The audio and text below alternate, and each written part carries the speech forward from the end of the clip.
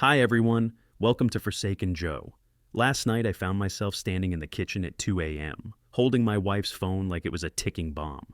I wasn't snooping because I wanted to. I was snooping because I had to. It all started earlier that evening, over a stupid joke. Dana, my wife, laughed as she scrolled through her messages and said, "Julian from work is better than you at everything." She said it like it was nothing, but that single line burned into me like acid. I kept replaying it over and over. The tone, the smirk, the way she didn't even bother to look at me when she said it. By midnight, I was lying awake, staring at the ceiling while she slept soundly beside me. I could hear her breathing, slow and peaceful, like the world was perfectly fine for her. Meanwhile, I felt like I was drowning. My mind was running wild. What did she mean by better at everything? Was she joking, or was this her way of telling me I'm not enough anymore? I knew I wouldn't sleep until I found out the truth. So I crept out of bed like a coward and took her phone from the nightstand. My hands were shaking. I didn't even know her passcode. But then I remembered I'd seen her unlock it with 0429, her sister's birthday. When it opened, my heart nearly stopped. There it was. A message from Julian pinned at the top of her chat list. I hesitated. I stared at the screen, my chest tight, because once I opened that chat, there was no going back. I couldn't unsee whatever was waiting for me. I tapped it. The first thing I saw was a photo of them, her leaning close to him at some work event, smiling in a way I haven't seen in months. The message under it read, "You make everything better. Can't wait for next time." I dropped the phone. My knees went weak, and I just sat there on the kitchen floor, staring at the tile, feeling like the air had been sucked out of the room. I sat on the kitchen floor for what felt like an eternity, her phone lying next to me like evidence from a crime scene. I wanted to scream, to smash something, to run outside and just keep running until my lungs gave out. But I didn't. I stayed there, quiet and pathetic, listening to the faint hum of the fridge while my life burned in silence. I scrolled further, even though every instinct told me to stop. I wish I had. The messages between Dana and Julian weren't the kind you'd expect from two coworkers. They weren't dirty, not exactly. They were worse. They were intimate. The way she spoke to him, it was the tone of someone who's given their heart away piece by piece without even realizing it. I read things like, "You're the only one who really listens to me," and "I wish today didn't have to end." There were voice notes too. I didn't listen to them. I couldn't.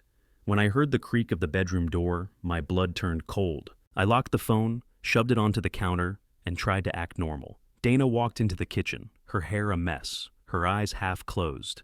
"What are you doing?" she asked, grabbing a glass of water. I couldn't even look at her. "Couldn't sleep," I muttered, staring at my feet like some guilty teenager. She yawned, smiled, and walked back to bed. That smile. I wanted to tear it off her face. How could she smile like that when I felt like dying inside? I didn't sleep for the rest of the night. I lay there next to her, feeling the gap between us like a canyon. Every little movement she made, every breath, felt fake. By morning, I was a wreck. She kissed my cheek before leaving for work, saying, "Don't forget to pick up milk, okay?" I nodded, pretending nothing was wrong, while inside I was screaming. I told myself I'd confront her that evening, but the entire day I felt like I was preparing for a funeral. Mine. I imagined the scene over and over, me asking, her denying, me breaking down. I'm not built for this. I'm not strong or clever. I'm just weak, and Julian, he's probably everything I'm not. Confident, charming, better at everything, just like she said. But here's where things got worse, and I didn't even know worse was possible. Around 4 p.m., I got a text from Dana saying, "Going out with some friends from work, don't wait up." That was it. No emoji, no kiss, nothing. My gut twisted, and I swear my hands started shaking right there in the grocery store aisle. I knew she wasn't out with just friends. Not tonight. I made a decision that will either make me look like the biggest fool alive or the only man who saw the truth coming. I decided to follow her. I never thought I'd be the type of man to follow his wife. It sounds pathetic even as I write it, but when I saw that text, "Going out with some friends from work, don't wait up," something inside me snapped. I knew it wasn't just friends. I could feel it in my bones, like a sixth sense whispering, "This is the night you'll learn the truth." So I sat in my car, waiting for her to leave, watching the front door like I was hunting a ghost. My hands were sweating so much that I had to wipe them on my jeans every few minutes. The clock on the dashboard moved slower than ever, every second pounding in my ears like a drum beat. When Dana finally walked out, my breath caught. She looked different. Not like she was going to hang out with coworkers. She was wearing that black dress she hadn't touched in over a year. The one I bought for her birthday, the one she always said was too much for casual nights out. She looked stunning, and I hated it. She looked like she wasn't mine anymore.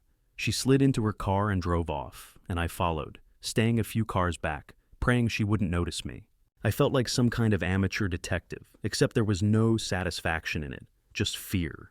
She drove across town, past all the usual restaurants and bars, until she pulled into a small, dimly lit parking lot behind a wine bar I'd never seen before. I parked a block away and walked. My heart was slamming in my chest as I got closer, and then I saw him. Julian. Of course, it was Julian. He was leaning against his car, dressed like he'd stepped out of some catalog. Sharp jacket, easy smile. And the worst part, the way her face lit up when she saw him. She looked alive, like the version of her I hadn't seen in years. I ducked behind a car and just watched. I don't even know how long. I couldn't hear what they were saying, but I didn't need to. The way she laughed, the way he touched her elbow as they walked inside, it told me everything. That small, intimate touch, like he'd done it 100 times before. My chest felt hollow, like someone had scooped out everything I used to be. I couldn't bring myself to go inside. I sat in my car, gripping the steering wheel so hard my knuckles went white, staring at the glowing entrance of that bar. I wanted to storm in, to drag her out, to scream, but I didn't. I stayed there, in the dark, thinking about every time she'd told me she was working late, every time she'd been too tired to talk to me, every time she'd smiled at her phone instead of me. It all lined up like dominoes, falling one by one, until there was nothing left but the truth I didn't want to face. After what felt like an eternity, they came out. She was holding his arm as they walked to his car. I don't know if it was the wine or just the way she looked at him, but she was glowing. And me, I was just a ghost sitting in the shadows, watching my life unravel. I drove home before they could see me, and the entire way, my mind was a storm. By the time I pulled into the driveway, I wasn't even sure if I wanted to confront her. I didn't know what to say. I saw you with him wasn't enough. It wouldn't even scratch the surface of what I was feeling. I sat there in the driveway, gripping the wheel, thinking about walking inside and just packing my bags. But I didn't. I waited, and then, at 1 a.m., she came home, smelling like perfume and something I couldn't name. She smiled when she saw me awake on the couch and said, "Why are you up so late?" Like she hadn't just crushed my heart to dust. I didn't answer her, not yet. I just stared, and I think she knew I saw something in her that night, something I couldn't unsee. The next morning felt like waking up in someone else's house. The air was heavy, and the silence was unbearable. Dana left early, as if nothing had happened, as if our confrontation was just another mild disagreement about laundry or dinner plans. She didn't kiss me goodbye. She barely looked at me, just mumbled something about early meetings and grabbed her keys. I watched her from the kitchen window as she got into her car, her face calm and unreadable, and I couldn't shake the feeling that she had already moved on, not just from the argument, but from me. I sat there for hours, turning the phone over in my hands like it was the last piece of evidence in a trial I was destined to lose.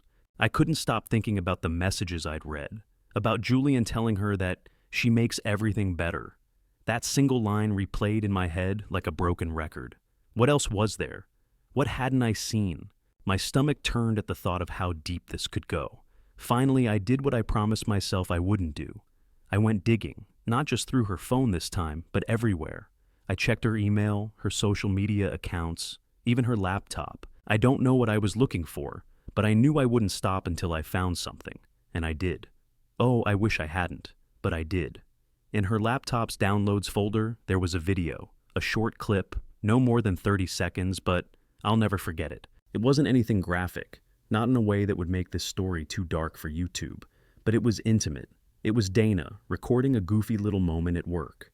She was sitting next to Julian at a table, laughing so hard she could barely hold the camera still. The way she looked at him in that clip, her eyes soft, her smile wide and unguarded, that was the look she used to save for me. And now it was gone. I felt something inside me collapse. I realized it wasn't just the possibility of her cheating. It was that she had already given him something I couldn't get back, that piece of her heart that used to belong to me. Watching that clip felt worse than seeing anything explicit. It was raw, honest, and full of the kind of connection I hadn't felt from her in years. I slammed the laptop shut and sat there in the dark, trembling. My mind was racing, trying to piece together every conversation, every work meeting, every moment she'd brushed me off to text someone. I started to wonder if this was even about Julian anymore. Maybe it wasn't just him. Maybe I had been blind for so long that I never noticed how far we drifted apart. By the time Dana came home that evening, I was a wreck. I couldn't even look at her. She walked in like nothing was wrong, humming some tune, setting her bag down on the counter. "You're quiet," she said, glancing at me with that slightly annoyed expression she gets when I'm too much in my head. I almost told her right then. I almost asked her if she loved him, but the words got stuck in my throat. Instead, I just said, "We need to talk." And my voice cracked. Her face shifted, not to guilt, not even to fear, but to annoyance. "About what now, Elliot?" she asked, as if this was all just a game I was inventing in my head. I realized then that I couldn't do this in pieces. I needed the truth, the whole truth, and I needed it now. So I told her everything I'd seen, every message, every moment that made me doubt her. I even told her about the video.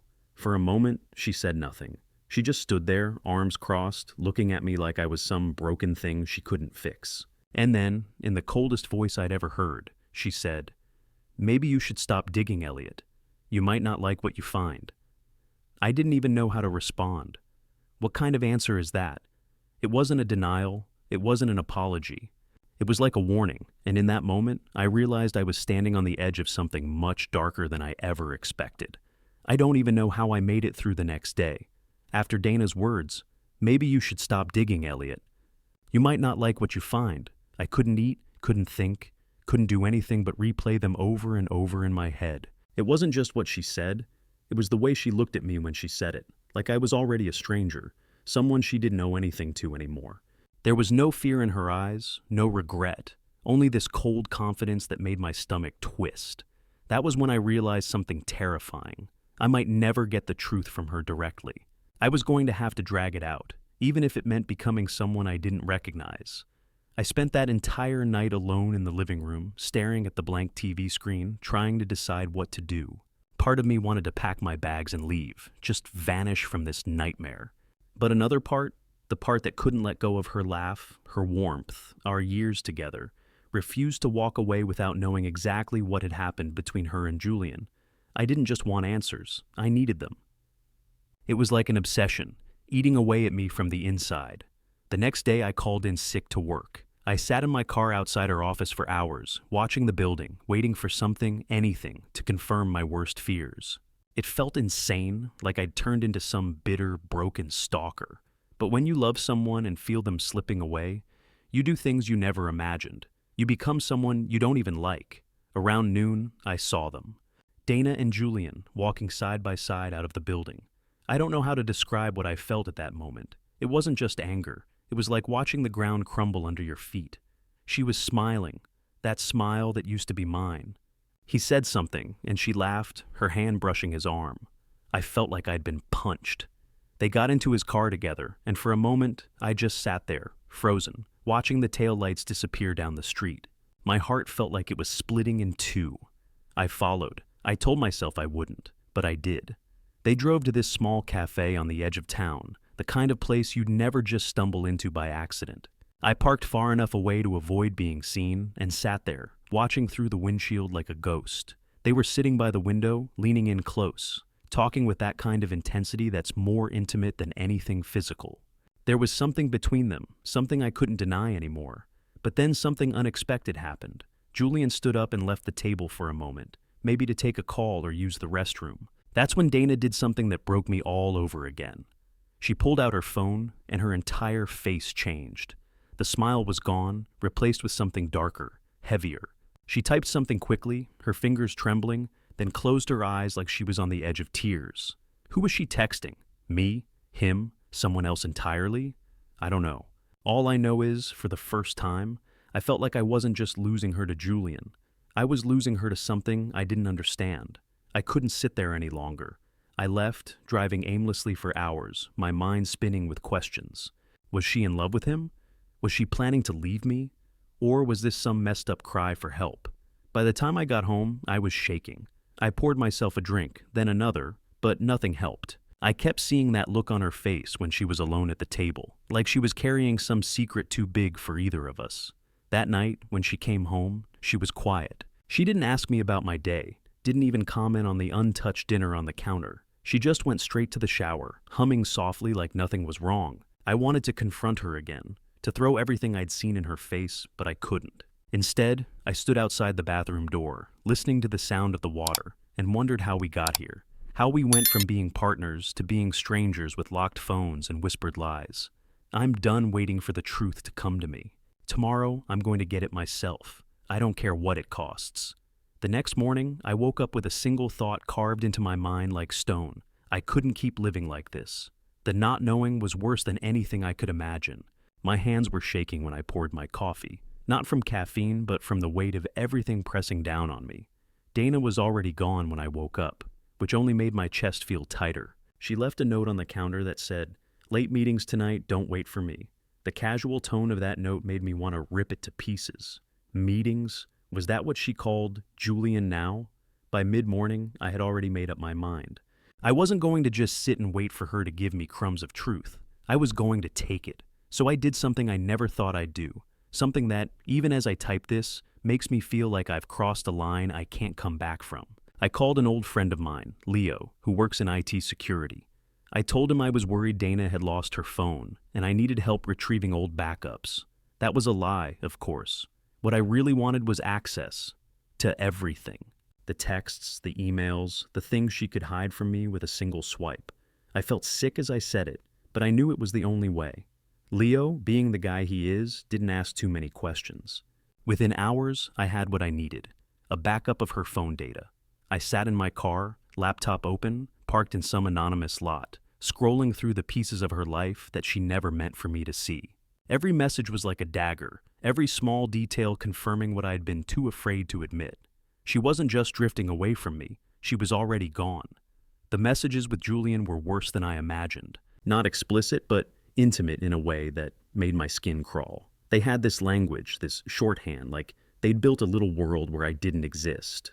There were jokes about me. Did Elliot really think that was romantic? And tiny, almost invisible admissions that spoke volumes. "I wish I was there instead," Julian wrote one night. Her reply was a simple heart emoji, that was all. But it felt like my heart was being crushed in a fist. And then I found something I didn't expect at all. A chain of emails from her personal account to someone I didn't recognize. A name I'd never heard before. At first I thought it was just work-related, but then I opened one. It was Dana pouring her heart out to some stranger, talking about feeling trapped, about being confused, about not knowing if she should start over. She mentioned Julian, but not as a solution, more like a symptom of how broken we were. Reading her words felt like reading an obituary for our marriage. I didn't know whether to scream or cry. I just sat there, shaking, staring at the screen until the letters blurred. She wasn't just hiding Julian from me. She was hiding herself. The person I thought I married, the one I loved, was already gone, replaced by someone I couldn't recognize anymore. That night, I didn't wait for her to come home. I couldn't. I drove to the wine bar where I'd seen them before and waited outside, convinced that if I saw her with him again, I'd finally have the courage to confront them both. But when she arrived, she wasn't with Julian. She was alone. She went inside, sat by herself, and ordered a drink. She looked broken. For a moment, I almost forgot my anger. I saw the woman I used to know, sitting there like she'd been carrying the weight of the world on her shoulders. I wanted to go in. I wanted to ask her what was going on, why she was slipping away, why she didn't just tell me the truth. But I didn't. I sat there, frozen, because some part of me was terrified of what she might say if I asked. What if she told me it was over? What if I wasn't enough, and never would be? By the time I got home, I felt like I was drowning. She came back late, smelling of wine, and went straight to bed without saying a word. I stood in the doorway, watching her sleep, wondering if I even knew this woman anymore. My hands were clenched so tight my nails dug into my palms. I knew I couldn't keep doing this. I had to make a choice. Either confront her fully or let this silence kill me. Tomorrow, I'll finally do it. No more pretending, no more waiting.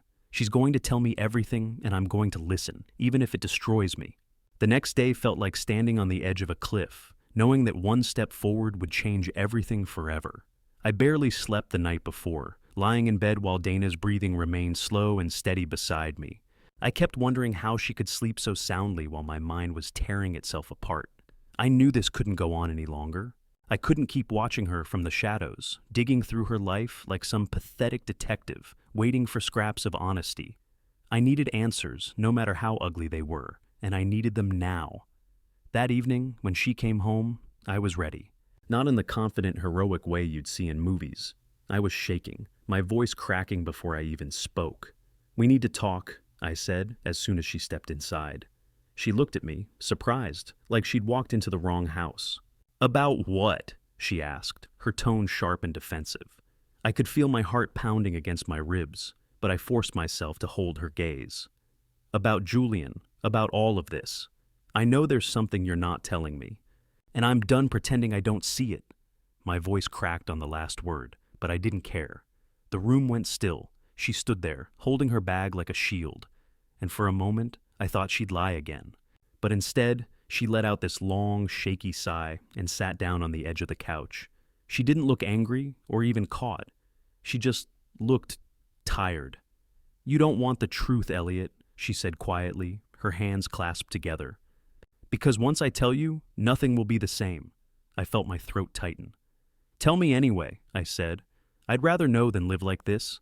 She looked up at me then, her eyes glassy and sharp, and something inside me twisted. "Julian isn't the problem," she said, and for a moment I didn't understand. I blinked, confused, waiting for her to explain. "Julian is just easy. He listens. He makes me forget how lonely I feel in this house. He's not better than you, Elliot. He's just there in a way you haven't been for a long time." Those words hit me harder than any confession of cheating could have. My chest burned. "What do you mean I haven't been there? I've been here every day." "Physically, sure," she interrupted, her voice rising slightly. "But you stopped seeing me years ago. We stopped seeing each other. And I don't know when it happened, but I felt myself disappearing. I wanted to tell you, but every time I tried, you were too tired, or too distracted, or too numb. I didn't know what to say. My anger melted into something worse, guilt.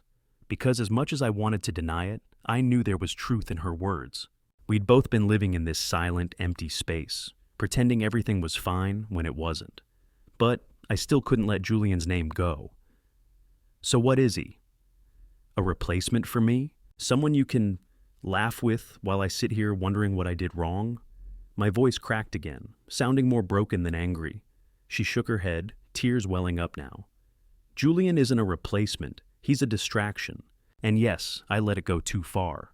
I'm sorry, Elliot. I swear nothing physical happened, but I don't know if that makes me less guilty. I crossed lines. I know I did." Hearing her say those words felt like a knife twisting in my chest. I wanted to hate her, to shout, to slam the door and never come back.